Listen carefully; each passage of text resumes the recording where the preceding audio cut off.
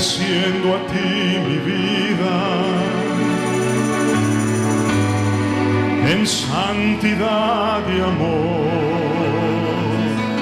Así que sin más, les presento a mi amado compañero de milicia, Eladio Ramos. Buenas noches, pastor bendecido. ¿Cómo estamos?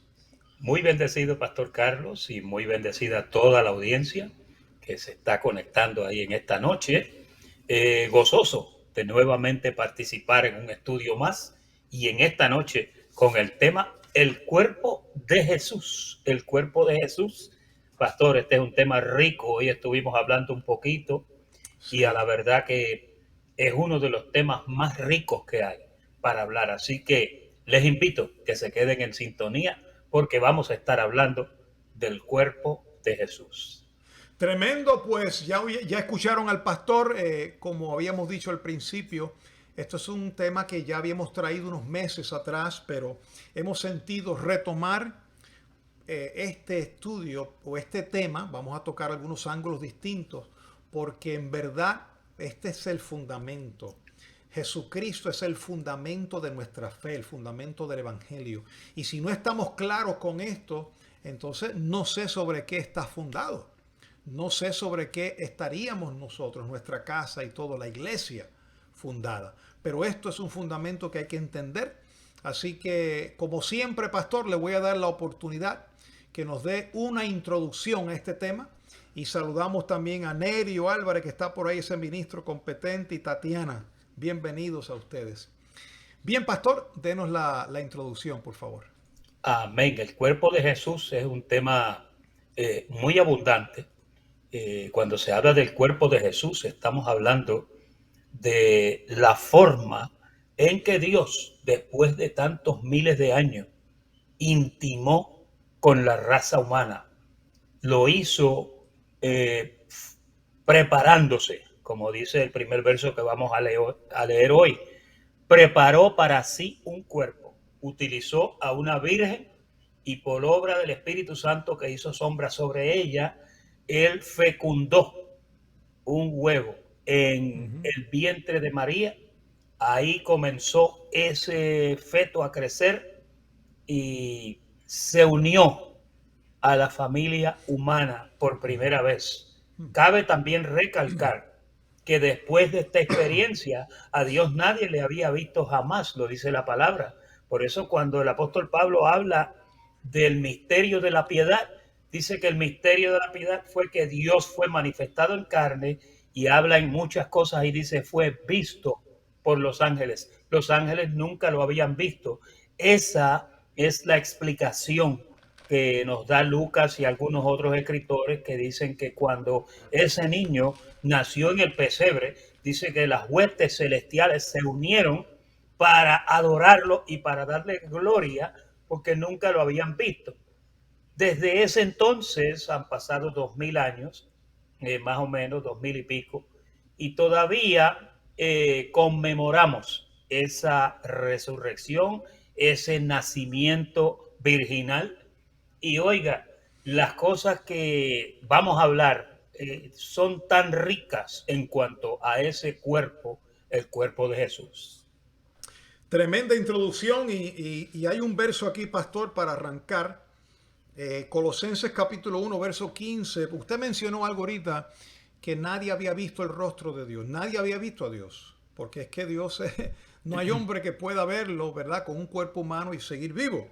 Pero Colosenses 1:15 dice que Él es la imagen del Dios invisible. En otras palabras, Dios, nadie lo había visto, pero Dios se dejó ver en Jesús. Se puso un velo, se puso un cuerpo. Es como ahora mismo usted está viendo en su casa o en su celular, en su carro, donde esté, la imagen, ¿verdad? En esa pantalla está viendo una imagen. Está viendo la imagen de nosotros. Pues Dios se puso un monitor, por así decirlo. Dios se puso un velo, una imagen, y Jesús dio a conocer a Dios. Por eso Jesús dijo, el que me ha visto a mí, le dijo a los discípulos allá en Juan, el que me ha visto a mí, ha visto al Padre. Yo y el Padre, uno somos. Y esto es bien importante. A veces hay doctrinas que quieren minimizar esto, quieren desvirtuar esta verdad, y es imposible, no permita, y por eso hemos querido repetir que usted tenga bien claro este concepto, esta doctrina de Jesucristo como el verdadero Dios y la vida eterna. Cuando en Jesús están reunidas todas las cosas. Lo dijo ahí mismo el apóstol Pablo, todo se reunió en Cristo. Toda la deidad, allá en el capítulo 2, toda la deidad habita, la plenitud de la deidad. Usted no puede ver a Dios fuera de Jesús, porque si usted le quita algo de la deidad a Jesús, entonces usted va a ver otro ser más grande que Jesús. Y no hay otro nombre, ni en el cielo, ni en la tierra, ni debajo de la tierra, dado los hombres en que podamos ser salvos. Es el nombre de Jesucristo. Pastor, me emociono al hablar de este tema, pero vamos con el primer verso que usted tiene ahí en lista. Es que es muy rico. Hablar del cuerpo de Jesús es algo maravilloso. Imagínense, pastor, que ese cuerpo nació aquí en la tierra, no nació en el cielo. El Espíritu Santo hizo sombra sobre María, como dije. Sí. Y obviamente ella, pues, en el alumbramiento dio a luz al cuerpo que Dios se preparó, donde no hubo interacción de ningún varón. Por eso el cuerpo de Jesucristo era un cuerpo que no traía sangre dañada, no la traía. Era un cuerpo que había sido fecundado, por así decirlo, ese feto, por la obra del Espíritu Santo.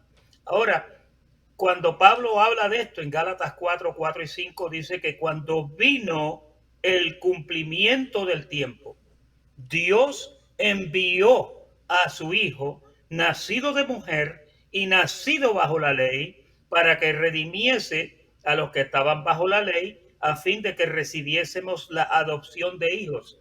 Cuando la gente oye el término Dios envió a su Hijo, ahí ese lenguaje causa que la persona piense que Dios en el cielo envió a un nene para acá abajo, que Dios envió a alguien que estaba allá arriba con él. Pero fíjese, Jesús no, el cuerpo de Jesús no existía.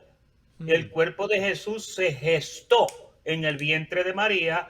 Ese fue su origen. Inclusive del año cero, ¿verdad? Del año cero en que Jesús nace para acá, aún en la historia y en la ciencia, comienzan a hablar del año 1, del año 20, del año 30 después de Cristo. El calendario tomó un origen hablando del cuerpo de Jesús. Ahora, ese cuerpo tiene muchas cualidades que las vamos a ir viendo, y para eso pues vamos a seguir desarrollando este tema. Bueno, hay un verso que da evidencia de esto allá en Hebreos capítulo 2, verso 14. Es un verso que siempre usamos hablando de la destrucción de Satanás, pero tiene otras verdades este verso. Dice el verso 14, así que por cuanto los hijos participaron de carne y sangre, él también participó de lo mismo. Aquí nos da una guía, un diseño, unos pasos que se siguieron. Fíjate que Pablo dice, o el escritor, perdón, quien fuera, el escritor de los Hebreos, por cuanto los hijos primero participaron de carne y sangre. Nosotros participamos de carne y sangre en el vientre de nuestra madre. Es como dijo el pastor hace un rato, el cuerpo de Jesús no se gestó allá, se gestó acá en el vientre de María, ¿verdad? Ahí fue el milagro. Pues los hijos, primero éramos hijos en espíritu, luego esos espíritus que Dios creó antes de la fundación del mundo, el Padre de los espíritus, conforme a Hebreos 12, participaron de carne y sangre. Unos en el año 61, como yo nací, y usted, pastor, en otro año un poquito más atrás, y otros en cualquier año. Pues de esa misma manera, siendo un espíritu que fue y se gestó en un cuerpo, se formó en un cuerpo, Dios hizo lo mismo. Dice que Él también participó de lo mismo. Él, siendo espíritu, hizo sombra sobre María, la Virgen María, y que Dios lo hizo así a propósito para que vieran que no hubo intervención ni obra humana. Hizo sombra sobre ella y de ahí surge un cuerpo humano, pero no hubo sexo entre María y José para que ese cuerpo llegara. Eso fue por obra y gracia del Espíritu Santo. Es una manera poderosa y divina que Dios lo hizo para poder meterse en la línea humana y para poder pagar el precio y declarar a sus hijos justificados, pero sin que el pecado gobernara sobre él. Así que qué lindo cómo Dios también participó de lo mismo. Ahí en Romanos capítulo 9, verso 5 dice, de quienes son los patriarcas y de los cuales según la carne vino Cristo, el cual es Dios. Oye eso, hermano. Cristo que vino según la carne, el cual es Dios sobre todas las cosas. Yo quiero que usted ponga ahí, Cristo es Dios sobre todas las cosas. Vamos, iglesia, ponga ahí, vaya educándose en esta hora. Si usted no lo ha hecho, comience a confesarlo, escríbalo desde ya. Diga, Cristo es Dios sobre todas las cosas. Hasta que usted no vea a Cristo como Dios, usted le está restando respeto y autoridad a Jesucristo. ¿Es cierto, pastor? Amén. Y proféticamente el profeta mesiánico Isaías, cuando habló de ese advenimiento de Dios a la tierra, dijo, porque un niño, en Isaías 9:6, dijo, un niño nos es nacido, hijo nos es dado. Le dice hijo porque todo lo que nace del vientre de una mujer se llama hijo. Y el principado sobre su hombro, y se llamará su nombre admirable, consejero, Dios fuerte, Padre eterno y príncipe de paz. Ahí están los atributos de padre, los atributos de hijo, porque un príncipe es el hijo de un rey. Pero fíjese, cuando habla de este niño, Isaías claramente dice, no es un niño cualquiera. Ese niño es Dios sobre todas las cosas. Ese niño es el Padre eterno. Fíjese, él tiene todos los atributos de Padre, de Hijo, el atributo del Espíritu Santo. Él reúne todas las calificaciones del Espíritu en ese cuerpo. Entonces, por eso es tan importante, hermano. Por eso es tan importante entender quién estaba dentro de ese cuerpo. Cuando usted ve que todos los ángeles bajaron, bueno, no dice todos los ángeles, pero dice que habría un gran número de ángeles. Bajaron y comenzaron a cantar paz en la tierra. Imagínense, nadie había visto el rostro de Dios, nadie había visto a Dios. Y allí Pablo en Tesalonicenses dice, grande es este misterio de la piedad. Dios, no el Hijo, Dios fue manifestado en carne. Dios se manifestó como Hijo. Y después dice, visto de los ángeles. Los ángeles ahí fue que vieron el rostro de Dios. Por eso es que ahí cantaron, le alabaron. Y tenemos que entender esto, hermano, porque si usted no ve a Jesucristo como el único y verdadero Dios, aleluya. Si usted lo ve como un Dios aparte, o este es el segundo Dios, este es el tercer Dios, no, mi hermano. Este es el verdadero Dios. Lo que pasa es que Dios se ha manifestado de diferentes formas. Y tenemos que entender, pero desde el Antiguo Testamento, el profeta Isaías decía, y la Virgen concebirá, y será Emmanuel, Dios con nosotros. Lo confirma los libros históricos de la vida de Jesús, del nacimiento de Jesús. Emmanuel es Dios con nosotros. Así que es importante, pastor, que se entienda que ese cuerpo que Dios se puso es el cuerpo de Dios. Dios se puso ese cuerpo. Y lo que pasa es que todo lo que nace de una mujer hay que llamarlo hijo. No se le puede decir, ahí nació el padre. No, ahí nació el hijo. El padre estaba dentro del hijo. Dios estaba dentro del cuerpo que nació. Es así. Y no hay ningún problema con eso. No creo que ese debe ser un punto difícil de aceptar. Porque, por ejemplo, yo soy padre porque tengo hijos, pero también soy hijo porque tuve un padre. Pastor, usted en el mismo asunto también. Usted es padre y también es hijo. Sí. Obviamente, cuando este cuerpo llegó a la tierra, cuando este cuerpo fue gestado en la tierra, en este cuerpo se vació todo lo que es Dios. Mire, en Mateo 1:23 Dice, he aquí una virgen concebirá. Estas son eco de las mismas palabras que acabamos de leer en Isaías 9:6. Dice, y dará a luz un hijo y llamará su nombre. Ahora le da un nombre. Este nombre, obviamente, el ángel le dijo a María, llamarás su nombre Jesús, que significa Salvador, porque él salvará a su pueblo de sus pecados. Aquí el eco de las palabras es, ese niño se llamará Emmanuel, que traducido es Dios con nosotros. No es el Hijo de Dios con nosotros, no es el Hijo que Dios mandó para que esté con nosotros, es Dios sobre todas las cosas, entre nosotros, con nosotros, como uno de nosotros. Entonces, pastor, ok, ya entendemos, ¿verdad? Ya probamos bíblicamente que Dios se puso un cuerpo, que ese cuerpo nació, que ese cuerpo se vio, que ese cuerpo, lo dijo el profeta Isaías, allá en Isaías 7:14, dice, por tanto el Señor mismo os dará señal, he aquí que la Virgen concebirá y dará a luz un hijo y se llamará su nombre Emmanuel. Eso es Isaías. El verso que usted leyó en Mateo confirma lo que el profeta Isaías profetizó, llamando a ese niño Emmanuel, que significa que traducido es Dios con nosotros. Entonces, tenemos que partir de la premisa que Jesús era Dios con nosotros.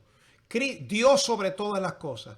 Emmanuel, el poderoso, el único Dios. Entonces, si él era Dios que caminó sobre esta tierra con un cuerpo humano, entonces, ¿qué hacemos, pastor?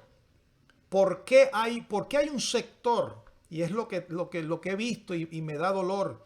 ¿Por qué hay un sector de la iglesia? Y este sector lo identifico como un sector, predicadores que están en el sector de la gracia. Sí hablan de la justificación y hablan de la santificación y de la posición y de la redención en Cristo. Pero cuando viene a hablarse del cuerpo de Cristo, dicen, bueno, ese cuerpo de Cristo está expresado en el cuerpo de Cristo, aquí con los hermanos. No. Usted no puede desaparecer ese cuerpo así porque sí. Porque eso es un cuerpo que todavía tiene poder, todavía está vigente. Pastor, háblenos un poco de dónde está ese cuerpo, qué tiene ese cuerpo, por qué todavía existe y no podemos desaparecerlo. Bueno, partimos de esa premisa con lo que dijo Pablo en Colosas. Pablo dijo en Colosenses 2, 9 y 10, porque en él, hablando de Jesús, en él habita corporalmente. La palabra corporal es muy importante porque corporal viene de cuerpo. Pablo lo que estaba diciendo es, en ese cuerpo que conocimos como Jesús, habita corporalmente toda la plenitud de la deidad, de lo que es Dios, y vosotros estáis completos en él, que es la cabeza de todo principado y potestad. Pastor, ese es un verso poderoso. Ese verso sumariza todo bajo el cuerpo de Jesús. En ese cuerpo estaba Dios, estaba toda la deidad y todavía está. Hay una apatía contra el cuerpo de Jesús. Y creo, si no me equivoco, que uno de los versos que se utiliza para eso está en Romanos 7, 1 al 4, cuando Pablo dice, hablo con los que conocen la ley, que la mujer está ligada al marido mientras éste viviere, pero una vez se muere el marido, ella queda libre para casarse con otro. Entonces, ¿qué pasa? Ahí, cuando él habla y dice, así también vosotros, hermanos míos, habéis muerto a la ley. Y ese es el punto importante que yo quiero recalcar en esta noche. Ahí no está diciendo, habéis muerto al cuerpo de Jesucristo. No, está diciendo, habéis muerto a la ley mediante el cuerpo de Jesucristo, para que seáis de otro. Ahí la analogía seráis de otro no necesariamente significa que usted deja de tener una relación con el Jesús que vino a ser manifestado en carne para asociarse con otro. Hay que llevar a cabo esto y tener la claridad de que el que murió al tercer día fue el mismo que resucitó, no resucitó otro. La gente en este verso tropiezan en Romanos 7, 1 al 4, porque dicen: habéis muerto a la ley mediante el cuerpo de Cristo para que seáis de otro. No, es el mismo Jesús, no es otro Jesús. No fue que Jesús de Nazaret murió y el que resucitó era otro. Fíjese, si eso llegara a ser así, entonces pierde la validez del sacrificio de él, porque si él no era el mismo, entonces se prestaría a eso para decir: no, el que resucitó, que llegó, es otro, y el que murió, ese es otro. No, es el mismo Jesús, el que a los 33 años y medio entregó su vida. Al tercer día él se levantó. Él sigue siendo el mismo Jesús. Para eso está la evidencia de las marcas en sus manos. Tomás fue un testigo del cuerpo lacerado de Jesús, porque cuando Jesús se le acercó a Tomás, le dijo: Tomás, mete tu dedo en mi herida. Dios, pastor, a propósito, preservó las marcas en las manos y preservó la herida de la lanza que le abrió el costado. Gloria ¿Por qué? a Dios. A él no le importa cargar esas cicatrices. ¿Sabe por qué? Inclusive Juan capítulo 19, en el verso 37, Juan decía, como está escrito en Zacarías, que decía: mirarán al que traspasaron. Entonces podríamos decir: pues lo ve, ahí está, es al que traspasaron. No, fíjese que Juan, el mismo Juan que escribió esto, Juan 19, 37, también hace eco de estas palabras en su visión apocalíptica y dice claramente que en su venida, dice que los que le traspasaron le verán. Hay marcas características. Yo pienso, pastor, el Señor Jesús le encanta abrir las manos. Aún en las fotos que usted ve por ahí, las pinturas, usted lo ve con las manos extendidas siempre. Esas cicatrices de sus manos y de su costado definitivamente son un trofeo para él. Son las marcas en la armadura de un soldado. Eso él lo lleva con él. Eso lo vio Tomás. Eso lo vieron los discípulos y eso lo verán los que le traspasaron en el día cuando venga a manifestarse en gloria. Pastor, usted ha dado ahí unos 3 versos que eso hay que enmarcarlo, porque el profeta Zacarías, capítulo 12, verso 10, proféticamente dijo: mirarán al que traspasaron. Hablando esto es un futuro, hablando del Mesías. Juan 19, 37 dice: y también otra escritura dice, citando a Zacarías: mirarán al que traspasaron. Esto es Juan escribiendo. Y como usted dijo, luego el anciano Juan, el mismo que escribió ese cuando era joven, el mismo dice: y he aquí, viene con las nubes y todos le verán, y los que le traspasaron. En otras palabras, ese mismo cuerpo que fue clavado en la cruz, naturalmente ahora con un cuerpo de resurrección, un cuerpo glorificado, pero es ese mismo. Por eso él le dijo: Tomás, mira, mete tu dedo. Yo soy ese mismo que morí, naturalmente, pero ya no para morir otra vez. Entonces, pastor, por eso es que hay un peligro, el peligro que yo veo al desaparecer el cuerpo de Jesús. Yo no sé por qué quieren desaparecer el cuerpo de Jesús. Y me da celo esto, pastor, porque yo vengo de un sector. Yo estuve en el ministerio Creciendo en Gracia. Y aprendí cosas maravillosas. Pero también aprendimos a desviarnos de la verdad. Y esto lo digo con dolor en mi corazón. Nos desviamos, comenzamos a eliminar el cuerpo de Jesús y le metimos a otra persona dentro del lugar de Jesús. Y el problema, el peligro de eliminar a Jesucristo, esa es la piedra angular, mi hermano. Cuando usted elimina a Jesucristo como el fundamento, cuando usted quiere eliminar ese cuerpo para sustituirlo por otra persona o desaparecerlo simplemente de su doctrina, al desaparecer el cuerpo de Jesús, tiene que desaparecer el cielo. Ya usted no va a hablar del cielo porque ya no hay nadie.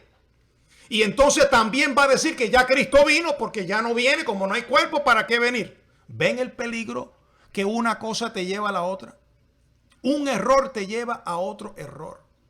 Y esto es bien importante, hermano. Yo no sé por qué Dios nos escogió a nosotros como parte. Dios escogió a millones de otros, pero nosotros nos ha dado esta encomienda de hablar esto porque lo vivimos. Yo lo viví, hermano.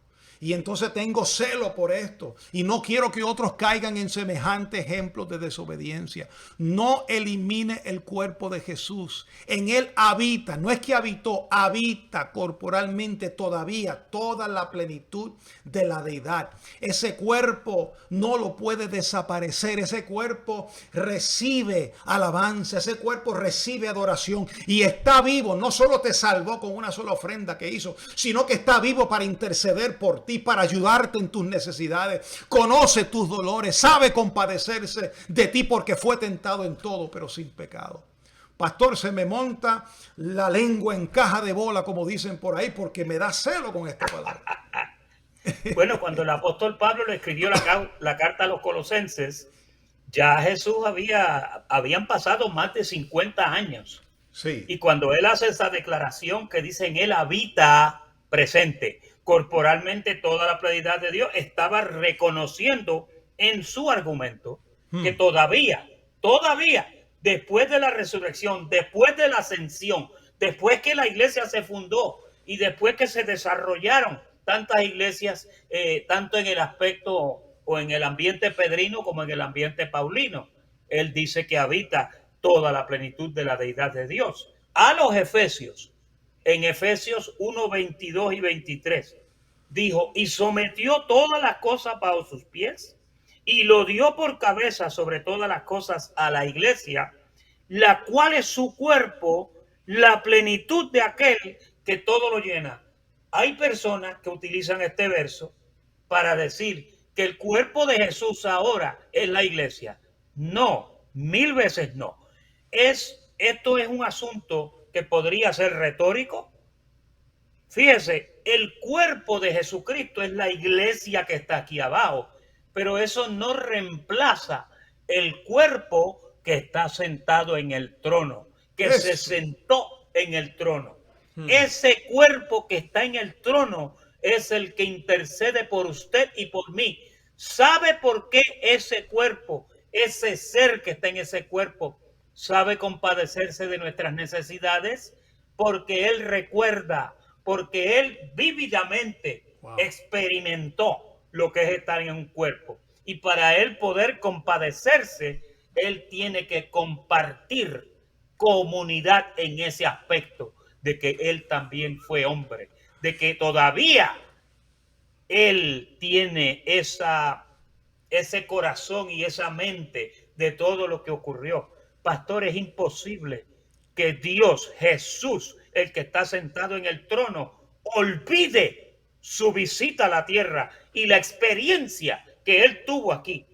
En su corazón están todos los elegidos, están los débiles, están los que lloran, están los que están en angustia. ¿Por qué? Porque él tiene ese amor. Oh God, qué lindo. Ese amor de que fue como nosotros. Y ese amor es el que lo constriñe a él también. Y nos ama con amor entrañable. Wow, qué consuelo, pastor. A la verdad que entender esto trae una paz y una consolación. Pero hermanos, ese cuerpo, dice la palabra en Salmos 16:10, no dejarás mi alma en el Seol, ni permitirás que tu santo vea corrupción. Es imposible desaparecer ese cuerpo porque la Biblia dice que ese cuerpo no vería corrupción. Y eso está confirmado en el Nuevo Testamento. No vería corrupción. ¿Qué significa eso? Que no se podría, no se podriría, no se desaparecería, no se desintegraría. No verá corrupción, como ve, nuestros cuerpos se corrompen. Cuando una persona muere después de unos días se pudre en la tierra. Pero el cuerpo de Jesús no verá corrupción. Mi alma no dejarás en el Seol. Ahí está la resurrección. Y no permitirás que tu santo vea corrupción. El santo ser, el Mesías, el Cristo. Ese cuerpo, mire, si ese cuerpo desaparece, tu salvación desapareció. Hermano, mire, es una falsa doctrina decir que ese cuerpo desaparece porque te quedas sin fundamento usted. Te quedas en el limbo. Quedas en un limbo espiritual si tú desapareces del cuerpo de Cristo. No tienes salvación, no tienes justificación, porque se desapareció el cuerpo de Cristo. No hay quien valide tu posición, no hay quien respalde tu salvación porque se desapareció, huyó, murió, dejó de ser.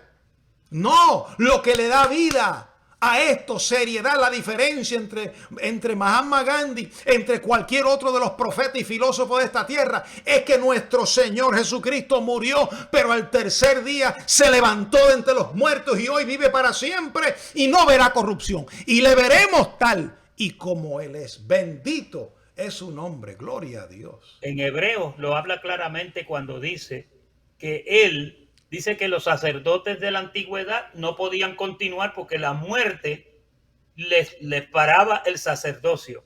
Pero cuando habla de Jesús, dice, este sacerdote vive para siempre. Tiene una vida indestructible. Oiga esto, tiene una vida indestructible. Lo que significa que es imposible que Jesús desaparezca de la escena. Que el cuerpo de Jesús desaparezca de la escena. Dice que Él es sacerdote para siempre y está preparado para auxiliar a todos los que se acercan a Él. ¿Y usted sabe lo que Él utiliza para eso? El cuerpo que Él posee le da esa autoridad de sumo sacerdote de nuestra confesión, de todo lo que usted y yo necesitamos como hijos de Dios. Él lo provee estando en ese cuerpo. Por eso fue que cuando en Juan Felipe le dijo, muéstranos al Padre, le dijo, Felipe, el que me ha visto a mí, ha visto al Padre. El Padre y yo somos uno. Es más, Felipe, desde ahora ya ustedes le habéis visto. Gloria y en Lucas, el capítulo 24, en el verso 4 al 7, también estuvo claramente la manifestación de aquel cuerpo, que cuando comenzó aquel cuerpo a levitarse, no, perdónenme que use esa palabra, pero comenzó a levitarse, comenzó a levantarse. Dice que dos varones se mostraron, dos ángeles, y dijeron, que estáis mirando al cielo. Este mismo Jesús, como le habéis visto ir, así mismo como se fue, así mismo con el cuerpo que subió, así lo vamos a ver cuando baje. Gloria a Dios. Pastor, yo no encuentro mejor y más sana doctrina que esta, porque estamos dándole gloria y honor al único que se lo merece. Nadie más, el que era, el que es, el que ha de venir, el Todopoderoso, el mismo ayer, hoy y por los siglos. Qué lindo. Aquí hay muchos comentando. La hermana Elsie Andara dice, muchos conocimos la gracia y fue glorioso, pero no hubo la doctrina de Jesucristo y muchos están perdidos. Y aquí en Venezuela le pasamos los videos para que se levanten en el Señor. Oiga, gloria a Dios, qué lindo. Bueno, la palabra tiene que correr. La palabra tiene que ser glorificado. Pastor, entonces, con un cuerpo glorificado, Jesús podía conducirse como un ser humano normal, ¿verdad? Ahora en esta última parte, explíquenos un poco. Pastor, vamos a entrar en eso y vamos a ver las peculiaridades.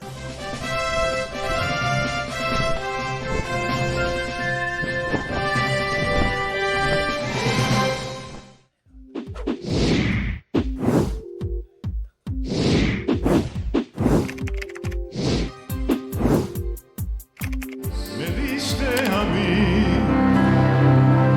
cuando nadie me vio, me amaste a mí cuando nadie me amó, me viste a mí, Señor, cuando nadie me vio,